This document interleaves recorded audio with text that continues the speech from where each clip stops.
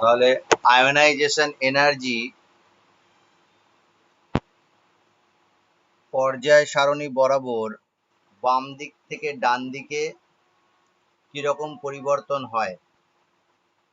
Left to right যদি যাই আমি, তাহলে আয়নাইজেশন এনার্জি বাড়বে না কমবে? আগের দিন লাস্ট ভিডিওতে আয়নাইজেশন এনার্জি হ্যাঁ, আয়নাইজেশন এনার্জির ডেফিনেশনটা দিয়েছি লাস্ট ভিডিওতে, আর কি কি ফ্যাক্টরের উপর আয়নাইজেশন এনার্জি নির্ভর করে এটা বলে দিয়েছি আগের ভিডিওতে। আর এটা একটু বলেছিলাম কিন্তু ওইটা রেকর্ড করিনি, আমি কেটে দিয়েছি ওটা। এটা এখানে শুরু করব। Ionisation energy left to right বৃদ্ধি পাবে, একদম ঠিক। লিথিয়াম থেকে beryllium, boron, carbon, nitrogen, oxygen, fluorine, neon. আমি যদি যাই তাহলে আমি আগেও বলেছি লেফট টু রাইট যদি যাওয়া হয়, জেড স্টার যেহেতু বৃদ্ধি পায়, left to right Z star বৃদ্ধি পায় ইফেক্টিভ নিউক্লিয়ার চার্জ, আর রেডিয়াস ব্যাসার্ধ হ্রাস পায় লেফট টু রাইট। তাহলে এই দুটো ফ্যাক্টর আগেই পড়ে নিয়েছি। Ionisation energy directly proportional to Z star, আর ionisation energy inversely proportional to R. এটা দুটো ফ্যাক্টর, সেই দুটো ফ্যাক্টরের কথা আগে বলা হয়ে গেছে। তাহলে যেহেতু জেড স্টার বাড়ছে, আকর্ষণ বাড়ছে, আর ব্যাসার্ধ হ্রাস পাচ্ছে, দুটোই কিন্তু আবার দেখো লেফট টু রাইট কিন্তু রেডিয়াস হ্রাস পাওয়ার জন্য নিউক্লিয়াস এবং লাস্ট সেলের মধ্যে ডিস্টেন্স কমে যাবে। তাহলে এই যে ইলেকট্রনটা আছে, সেই ইলেকট্রনটাকে নিউক্লিয়াস স্ট্রংলি অ্যাট্রাক্ট করবে, তীব্রভাবে আকর্ষণ করে রাখবে, তখন ইলেকট্রন বের করা সহজ হবে না, কঠিন হবে। তাই ionisation energy left to right বৃদ্ধি পায়, এটা আগের দিন অল্প একটু বলেছিলাম। তাহলে আয়নাইজেশন এনার্জি দুটো জিনিসের উপর খুব ভালোভাবে ডিপেন্ড করে, ইফেক্টিভ নিউক্লিয়ার চার্জ আর রেডিয়াস। এই দুটোই factor left to right ionisation energy বৃদ্ধিকে সাপোর্ট করে। তাই left to right ionisation energy বাড়বে। এবার বাস্তব ক্ষেত্রে এক্সপেরিমেন্টালি আমি একটু দেখে নিই যে আয়নাইজেশন এনার্জি ভ্যালুটা কি হয় লেফট টু রাইটে, সেই ভ্যালুগুলো একটু জানবো। সেই ভ্যালুগুলোর মান মুখস্থ রাখার দরকার নেই, তাও আমি এখানে লিখে দিচ্ছি একটু। Left to right kilo joule per mole হিসাবে কিরকম চেঞ্জ হবে।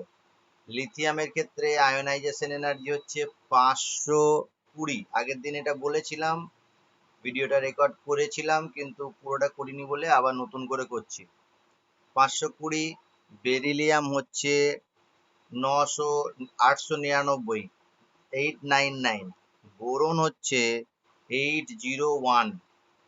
কার্বন হচ্ছে 1086। নাইট্রোজেন 1402। অক্সিজেন 1313। ফ্লুরিন 1681। আর নিয়ন হচ্ছে 2080। এবার এখানে তুমি কি দেখতে পাচ্ছ, দেখো লিথিয়াম থেকে বেরিলিয়াম বেড়ে যাচ্ছে কিন্তু বোরনে গিয়ে কমে গেল, বেরিলিয়াম থেকে বোরন আবার কমে গেল, আবার বোরন থেকে কার্বন বাড়লো, নাইট্রোজেন বৃদ্ধি পেল, নাইট্রোজেন থেকে অক্সিজেন আবার হ্রাস পেয়ে গেল, আবার ফ্লোরিন বৃদ্ধি পেল, আর নিয়ন বৃদ্ধি পেল। তাহলে বাড়ছে কিন্তু ওভারঅল লেফট টু রাইট বৃদ্ধি পাচ্ছে, কিন্তু দু জায়গায় একটু গোলমাল হয়ে গেল, আটকে গেল। যেমন বেরিলিয়াম থেকে বোরনে হ্রাস পেয়ে গেল, আর নাইট্রোজেন থেকে অক্সিজেনে হ্রাস পেয়ে গেল, এই দুই জায়গা। এটাই যদি আমরা নেক্সট পিরিয়ডে যাই, অর্থাৎ সোডিয়াম যে পিরিয়ডে আছে 3 number period, sodium, magnesium, aluminium, silicon, phosphorus, sulphur, chlorine আর আর্গনে যদি যাই, তাহলে সোডিয়াম হচ্ছে 495, ম্যাগনেসিয়াম 737, অ্যালুমিনিয়ামে আবার কি হলো 577, আবার হ্রাস পেয়ে গেল, ম্যাগনেসিয়াম থেকে অ্যালুমিনিয়ামে হ্রাস পেয়ে গেল। এরকম ভাবে সিলিকনে যখন যাব, সিলিকনে হয়ে যাবে 785 আবার বৃদ্ধি পেল, ফসফরাসে আবার বৃদ্ধি পেল 1062, সালফারে আবার কমে গেল 999, সালফারে আবার হ্রাস পেয়ে গেল, ক্লোরিনে আবার বৃদ্ধি পেল 1254, 1254, অ্যান্ড আর্গনে সবচেয়ে বেশি হলো 1579, 1579। মুখস্থ রাখা দরকার নেই, তাও নোটে আমার আছে, মুখস্থ রাখতে পারলে তো খুবই ভালো হয়, কিন্তু ডেটা লিখতে দেয় না কোনোদিনই। শুধু কি দেয় দেখো, সেটাই কোশ্চেন হিসাবে, প্রথম কোশ্চেন হিসাবে লেখো, খুব ইম্পর্টেন্ট কোশ্চেন, যে বাম দিক থেকে পর্যায় সারণী বাম দিক থেকে ডান দিকে আয়োনাইজেশন এনার্জি বৃদ্ধি পায়, কিন্তু বেরিলিয়াম থেকে বোরনের আয়োনাইজেশন এনার্জি কম, নাইট্রোজেন থেকে অক্সিজেনের আয়োনাইজেশন এনার্জি কম, ম্যাগনেসিয়াম থেকে অ্যালুমিনিয়ামের আয়োনাইজেশন এনার্জি কম, আর ফসফরাস থেকে সালফারের আয়োনাইজেশন এনার্জি কম। এভাবে দেয় না, একসাথে দেয় না, এক এক করে কোশ্চেন দেয়। আমি কোশ্চেনটা লিখছি। বেরিলিয়ামের আয়োনাইজেশন এনার্জি, শর্টকাটে লিখছি, আয়োনাইজেশন এনার্জি মান বোরন অপেক্ষায় বেশি হয় কেন, ব্যাখ্যা করতে হবে। বা কোশ্চেনটা দিতে পারে, বোরনের আয়োনাইজেশন এনার্জি বেরিলিয়াম অপেক্ষায় কম হয় কেন, ব্যাখ্যা করো। বড় করে বললে ওই বললাম, পর্যায় সারণী বাম দিক থেকে ডান দিকে আয়োনাইজেশন এনার্জি বৃদ্ধি পায়, কিন্তু বোরনের আয়োনাইজেশন এনার্জি কম বেরিলিয়াম অপেক্ষায়, বা বেরিলিয়ামের আয়োনাইজেশন এনার্জি বেশি বোরন অপেক্ষায়। এখন এইরকম টাইপের আয়োনাইজেশন এনার্জি থেকে যদি কোনো কোশ্চেন দেয়, তাহলে আমাদের মাথায় ওই 5টা ফ্যাক্টর আসতে হবে, 1 2 3 4, মানে ইফেক্টিভ নিউক্লিয়ার চার্জ, রেডিয়াস, আগের ভিডিওতে যেটা আছে দেখে নেবে যদি ওইটাও ভুলে যাও। আর কি আছে, আবরণী প্রভাব, ভেদন ক্ষমতা, আর ইলেকট্রনিক কনফিগারেশন। এই 5টা জিনিসের উপর আয়োনাইজেশন এনার্জি নির্ভর করে। তাহলে সবারই প্রথমে যদি কোশ্চেন দেয়, তুমি প্রথমে ইলেকট্রন বিন্যাস লিখে দেবে। বেরিলিয়াম ইলেকট্রন বিন্যাস হচ্ছে 1s2 2s2, আর বোরনের ইলেকট্রন বিন্যাস হচ্ছে 1s2 2s2 2p1। এবার ওই ফ্যাক্টর গুলোকে ভাবার চেষ্টা করো।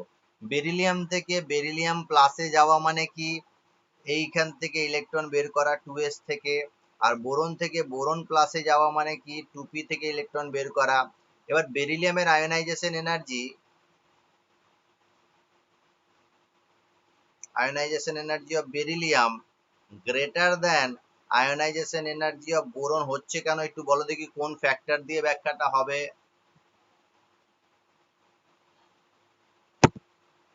এইখানে দেখো, প্রথমে জেনে নাও যে এই ইফেক্টিভ নিউক্লিয়ার চার্জ আর দিয়ে ব্যাখ্যা করতে পারবে না, কারণ এটা দিয়ে যদি ব্যাখ্যা করতে যাও তাহলে তুমি ফেসে যাবে, কারণ left to right ionization energy বৃদ্ধি পায়, আর এই দুটো ফ্যাক্টর তাই বলছে।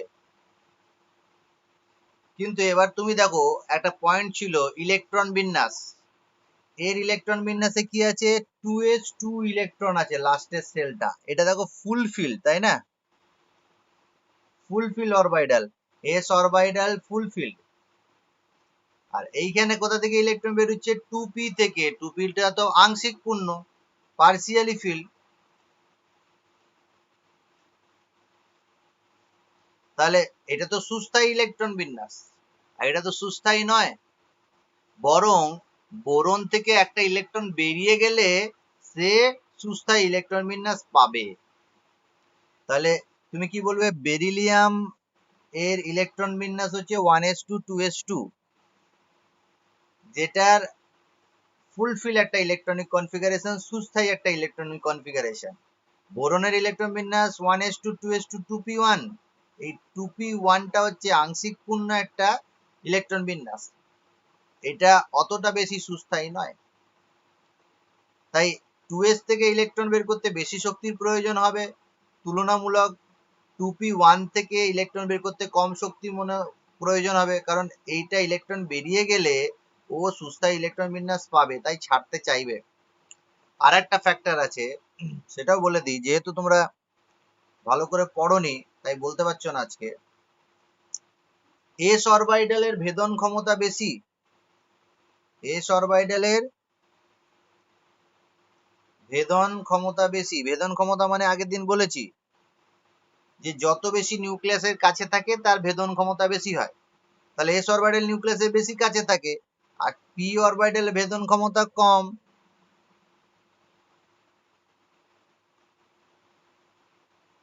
কম, তাহলে পি অরবিটাল দূরে থাকে।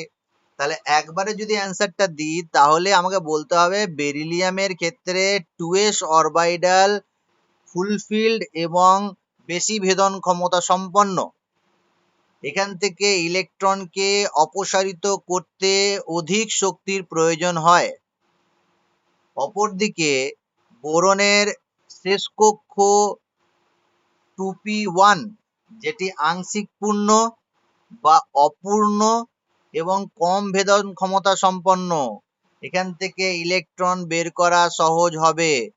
আবার বোরনের একটি ইলেকট্রন বেরিয়ে গেলে 2p থেকে সে বেরিলিয়ামের মতো সুস্থায়ী ইলেকট্রন বিন্যাস পেয়ে যাবে। বোঝাতে পারলাম? হ্যাঁ স্যার। নোটটা তো পাবেই, নোটটা আমি একদম পুরো দিয়ে দেবো। এই একই কোশ্চেন যদি ম্যাগনেসিয়াম আর অ্যালুমিনিয়ামের ক্ষেত্রে হয় তাহলে আয়নাইজেশন এনার্জি অফ ম্যাগনেসিয়াম কি হবে? Greater than ionisation energy of aluminium. এটা হবে। এখন তুমি যদি এটার অ্যান্সার করতে চাও তাহলে ম্যাগনেসিয়ামের ইলেকট্রন বিন্যাস লিখে দাও, 1s2 2s2 2p6 3s2। আর অ্যালুমিনিয়ামের ইলেকট্রন বিন্যাসও জানো তোমরা, 1s2 2s2 2p6 3s2 3p1। দেখো সেম অ্যান্সার হবে। কি হবে অ্যান্সার? কার বেশি হবে? ম্যাগনেসিয়ামের। কেন বেশি হবে? বেশি ভেদন ক্ষমতা সম্পন্ন, ম্যাগনেসিয়াম ফুলফিল। বেশি ভেদন ক্ষমতা সম্পন্ন এবং ফুলফিল অরবিটাল। এইটা কম ভেদন ক্ষমতা সম্পন্ন অপূর্ণ একটা অরবিটাল, আংশিক একটা অরবিটাল, পার্সিয়ালি ফিল্ড। তাহলে এটা কিন্তু সহজে বেরিয়ে যাবে এই কোশ্চেনের অ্যান্সার। আর বেরিলিয়াম বোরনের কোশ্চেন সেম। এখন আমরা দ্বিতীয় কোশ্চেনে যাচ্ছি, খুব ইম্পর্টেন্ট। এরকম ভেরি ভেরি ইম্পর্টেন্ট দিয়ে কোশ্চেনটা লিখবো। কোশ্চেনটা আগে বুঝিয়ে দিই, লিখে নাও কোশ্চেনটা। নাইট্রোজেনের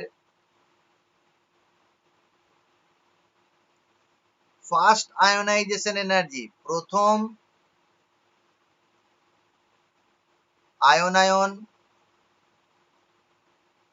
বিভব অক্সিজেনের প্রথম আয়নায়ন বিভব অপেক্ষায়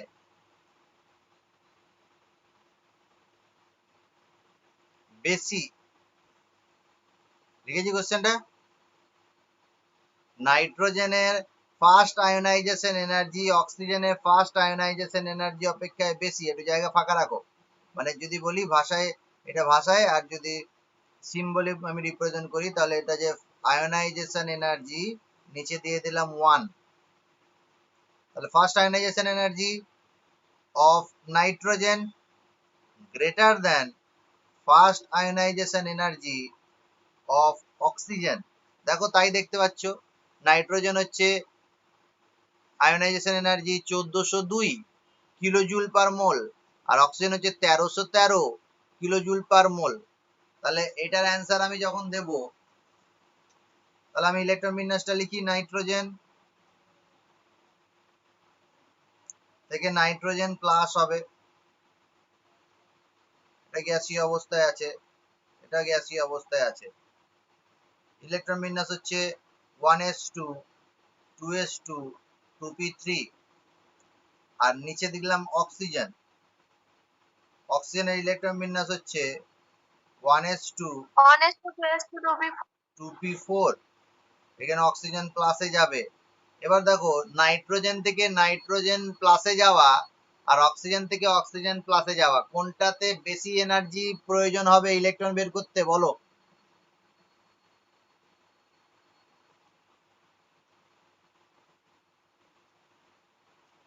স্যার 2p4। নাইট্রোজেনের বেশি প্রয়োজন হবে এনার্জি না অক্সিজেনের বেশি প্রয়োজন হবে ইলেকট্রন? স্যার তাহলে এইখানে ইলেকট্রনিক কনফিগারেশন থেকে ব্যাখ্যাটা দিতে হবে। নাইট্রোজেনের ইলেকট্রন বিন্যাস হচ্ছে হাফ ফিল্ড ইলেকট্রন বিন্যাস, 1s2 2s2 2p3, তাই হাফ ফিল্ড ইলেকট্রন বিন্যাস খুব সুস্থায়ী হয়, ভেরি ভেরি স্টেবল। তাই এখান থেকে ইলেকট্রন বের করতে বেশি এনার্জির প্রয়োজন হবে, কারণ এই সুস্থায়ী ইলেকট্রন বিন্যাসটা সে বিনষ্ট করতে চায় না, এইটা হবে। আর অপরদিকে অক্সিজেনের ইলেকট্রন বিন্যাস দেখো 2p4, 2p4 যদি হয় তাহলে এটা আংশিক পূর্ণ, আর বরং একটা ইলেকট্রন ছেড়ে দিলে কি হবে, সে হাফ ফিল্ড হয়ে যাবে, 1s2 2s2 2p3 হয়ে যাবে, আর এটা হয়ে যাবে 1s2 2s2 2p2। এরপরে আরেকটা কোশ্চেন আছে যেটা এর সাথেই যুক্ত হবে, যে নাইট্রোজেনের প্রথম আয়নায়ন বিভব অক্সিজেন অপেক্ষায় বেশি, কিন্তু কিন্তু অক্সিজেনের সেকেন্ড আয়নাইজেশন এনার্জি নাইট্রোজেনের সেকেন্ড আয়নাইজেশন এনার্জি অপেক্ষায় আবার বেশি হয়ে যায়, উল্টো হয়ে যায়। প্রশ্নটা পুরো করো। কিন্তু অক্সিজেনের দ্বিতীয় আয়নায়ন বিভব নাইট্রোজেনের দ্বিতীয় আয়নায়ন বিভব অপেক্ষায় বেশি হয়। অর্থাৎ এবার যদি নাইট্রোজেন থেকে ইলেকট্রন বের করে নাইট্রোজেন 2+ করতে চাও, আর অক্সিজেন প্লাস থেকে ইলেকট্রন বের করে অক্সিজেন 2+ করতে চাও, তাহলে কোনটা বেশি এনার্জি লাগবে? অক্সিজেনের ক্ষেত্রে বেশি এনার্জি লাগবে নাইট্রোজেন অপেক্ষায়। এটা কেন হলো? দ্বিতীয়টা কিন্তু অক্সিজেনের বেশি হয়ে গেল, কেন হয়ে গেল? কারণ স্যার এবার মানে এই ক্ষেত্রে অক্সিজেন প্লাসের আয়ন মানে যেটা ইলেকট্রন বিন্যাস সেটা হাফ ফিল। Very good. এই ক্ষেত্রে অক্সিজেনটা এখন হাফ ফিল্ড হয়ে গেছে, আর নাইট্রোজেনটা আংশিক পূর্ণ হয়ে গেছে। তাহলে যে ঘটনাটা প্রথম আয়নাইজেশন এনার্জির পক্ষে ঘটছিল, ক্ষেত্রে ঘটছিল, নাইট্রোজেন হাফ ফিল্ড ছিল, অক্সিজেন আংশিক পূর্ণ ছিল, তাই নাইট্রোজেনের first ionisation energy greater than অক্সিজেনের ফার্স্ট আয়নাইজেশন এনার্জি। কিন্তু ইলেকট্রন বের হবার পর অক্সিজেন প্লাসটা কিন্তু হাফ ফিল্ড হয়ে গেছে, 2p3 হয়ে গেছে। এবার এইটা হাফ ফিল্ড হয়ে গেছে, এটা বেশি স্টেবল হয়ে গেছে, এখান থেকে ইলেকট্রন বের করা কঠিন হয়ে যাবে। আর নাইট্রোজেনটা আংশিক পূর্ণ হয়ে গেছে, তাই এখান থেকে ইলেকট্রন বের করা সহজ হয়ে যাবে। সেই জন্য অক্সিজেন প্লাস থেকে অক্সিজেন 2+ এ নিয়ে যাওয়া বেশি শক্তির প্রয়োজন হয়। Second ionisation energy of oxygen greater than second ionisation energy of nitrogen. কোশ্চেনটা বোঝাতে পেরেছি তো? হ্যাঁ স্যার। এবার এই কোশ্চেনটা তোমার ফসফরাস আর সালফার থেকেও দিতে পারে, যে সালফারের আয়োনাইজেশন এনার্জির মান ফসফরাসের তুলনায় কম হয় কেন, বা ফসফরাসের আয়োনাইজেশন এনার্জির মান সালফার অপেক্ষায় বেশি হয় কেন। এই কোশ্চেনটা কোথাও একটা লিখে রাখো, এটা খুব একটা পরীক্ষায় দেয় না, তবে দিতে পারে। একই ঘটনা ঘটবে, যেটা নাইট্রোজেন আর অক্সিজেনের ক্ষেত্রে ঘটেছে সেটা ফসফরাস আর সালফারের ক্ষেত্রেও ঘটবে, কিন্তু কোশ্চেন সেরকম দেয় না এখান থেকে। এবার পর্যায় বরাবর লেফট টু রাইট কি? কোশ্চেনটা আরেকবার বলুন। হ্যাঁ বলো। আর আগে একবার বলেছিলাম যে শ্রেণী বরাবর উপর থেকে নিচের দিকে যদি যায়, লিথিয়াম থেকে সোডিয়াম, থেকে সোডিয়াম থেকে পটাশিয়াম, রুবিডিয়াম, সিজিয়াম, এইদিকে যদি যাই, আয়োনাইজেশন এনার্জি মান কি হবে? উপর থেকে হ্রাস নিচের পাবে। দিকে, হ্যাঁ, আয়োনাইজেশন এনার্জির মান হ্রাস পাবে। এটার কারণটা বলেছিলাম, আর একবার বলে দিই। উপর থেকে নিচের দিকে যেহেতু জেড স্টার একই থাকে, জেড স্টার একই থাকে, কোনো চেঞ্জ হয় না, একই থাকে, আর আর এর মান বৃদ্ধি পায়, বৃদ্ধি পায়। তাহলে নিউক্লিয়াস এবং শেষ কক্ষের মধ্যে ডিস্টেন্স বাড়বে। ডিস্টেন্স যত বাড়বে আকর্ষণ তত কমবে, আর আকর্ষণ যত কমবে তত সহজে ইলেকট্রনটাকে রিমুভ করা যাবে। তাই উপর থেকে নিচের দিকে আয়োনাইজেশন এনার্জির মান হ্রাস পায়।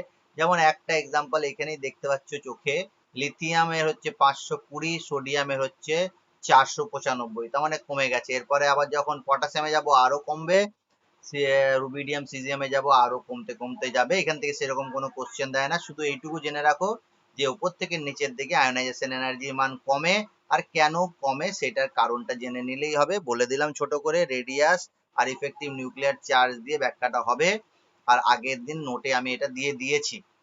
তাহলে এটা হয়ে গেল আয়োনাইজেশন এনার্জির কোশ্চেন। আর একটা কোশ্চেন এটাও বলেছিলাম যে দেখো বাম দিক থেকে ডান দিকে যেতে যেতে সব থেকে বেশি আয়োনাইজেশন এনার্জি কোথায় হচ্ছে? নিষ্ক্রিয় গ্যাস নিয়নে। আবার সোডিয়াম থেকে যদি ম্যাগনেসিয়াম থেকে যেতে যেতে আর্গনে যাই, সব থেকে আয়োনাইজেশন এনার্জি বেশি হচ্ছে। তাহলে এবার তোমাকে একটা কোশ্চেন দিয়েছে ভেবে নাও পরীক্ষায়, পুরো পর্যায় সারণীতে সবচেয়ে বেশি আয়োনাইজেশন এনার্জির মান কার হয় বা কার হবে? 18 শ্রেণীর 18 নম্বর শ্রেণী যে আছে, 18 নম্বর শ্রেণী যেমন দেখো এটা হবো যে লেফট টু রাইট বাড়ছে আর টপ টু বটম কমছে, এইদিকে বৃদ্ধি পাচ্ছে এইদিকে হ্রাস পাচ্ছে। তাহলে এই একদম পর্যায় সারণীর মানে এটা পর্যায় সারণী লেফট সাইড রাইট সাইডে যেটা উপরে থাকবে সব থেকে তার বেশি হবে, আর নিচে কমতে থাকে যেহেতু তাহলে উপরেরটা বেশি হবে। আর একদম পর্যায় সারণীর স্টার্টিং এ একদম প্রথম গ্রুপের নিচের দিকে যখন যাব সব থেকে কম হবে। তাহলে একদম লেফট টু রাইটে মানে একদম কর্নারে রাইট সাইডে কর্নারে থাকে হিলিয়াম, আর একদম লেফট টু টপ টু বটমে একদম নিচে থাকে সিজিয়াম। তাহলে তোমাকে পরীক্ষায় জিজ্ঞাসা করলো যে পর্যায় সারণীতে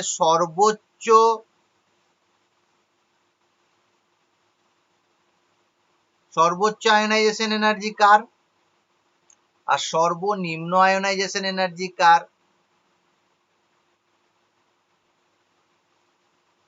সর্বোচ্চ হচ্ছে হিলিয়াম আর সর্বনিম্ন হচ্ছে সিজিয়াম। লিখে রাখো, কোশ্চেনটা লিখে রাখো। পর্যায় সারণীতে সর্বোচ্চ আয়োনাইজেশন এনার্জির মান বা সর্বাধিক আয়োনাইজেশন এনার্জির মান কার আর সর্বনিম্ন আয়োনাইজেশন এনার্জির মান কার? আর একটা তো কোশ্চেন আগের দিনই বলে দিয়েছি, এটা মনে হয় রেকর্ডিং এ আছে, যে নিষ্ক্রিয় গ্যাসগুলোর আয়োনাইজেশন এনার্জির মান অনেক বেশি হয় কেন? বলেছি তো কোশ্চেনটা। নিষ্ক্রিয় গ্যাসের আয়োনাইজেশন এনার্জির মান যদি না বলে থাকি লিখে নাও। নিষ্ক্রিয় গ্যাসগুলির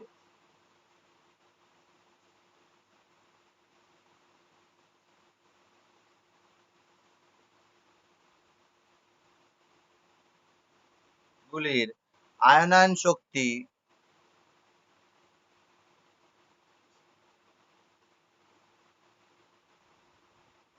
মান খুব বেশি হয় কেন?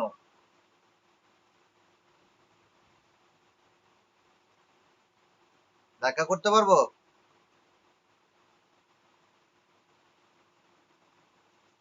নিষ্ক্রিয় গ্যাসগুলি আয়নায়ন শক্তির মান খুব বেশি হয় কেন?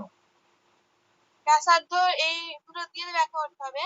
হ্যাঁ, ব্যাসার্ধ দিয়ে তো হবেই, কিন্তু সবচেয়ে ভালো যে ব্যাখ্যাটা হবে, নিষ্ক্রিয় গ্যাসের ইলেকট্রন বিন্যাস NH2 NP6, ব্যতিক্রম আছে একটা, সেটা হচ্ছে হিলিয়াম হচ্ছে 1s2, কিন্তু বাকি সবারই NH2 NP6। যেমন নিয়ন হলে 2s2 2p6, আর্গন হলে 3s2 3p6, অর্থাৎ অষ্টক পূর্তি আছে, অষ্টক পূর্ণ। আর অষ্টক পূর্ণ মানে very very stable electronic configuration, খুব বেশি সুস্থায়ী ইলেকট্রন বিন্যাস। তাহলে নিষ্ক্রিয় গ্যাসগুলি সাধারণ ইলেকট্রন বিন্যাস NH2 NP6, ব্যতিক্রম হিলিয়াম 1s2, এদের অষ্টক পূর্তি থাকে শেষ কক্ষে, হিলিয়ামের দ্বৈত পূর্তি থাকে, সেই জন্য এদের ইলেকট্রন বিন্যাসটা খুব বেশি সুস্থায়ী হয়। এখন এই সুস্থায়ী ইলেকট্রন বিন্যাস থেকে এক বা একাধিক ইলেকট্রন ত্যাগ করে সে নিজের সুস্থায়ী ইলেকট্রন বিন্যাসকে বিনষ্ট করতে চাইবে না। তাই এখান থেকে ইলেকট্রন বের করতে অনেক বেশি শক্তির প্রয়োজন হবে। তাই নিষ্ক্রিয় গ্যাসের আয়োনাইজেশন এনার্জির মান খুব বেশি হয়। নোটে খুব ভালোভাবে লেখা আছে, আশা করি বুঝতেও পেরে গেছো ব্যাপারটা কি বলতে চাইলাম। হ্যাঁ স্যার, বুঝতে পেরেছি। তাহলে আয়োনাইজেশন এনার্জি থেকে এইটুকুই কোশ্চেন থাকে বা এই কোশ্চেন গুলোই থাকে বলে দিলাম। এরপরে আমরা আরেকটা টপিকে যাব, সেটা নেক্সট ভিডিওতে রেকর্ডিং করছি, আমি এই ভিডিওতে আর করছি না।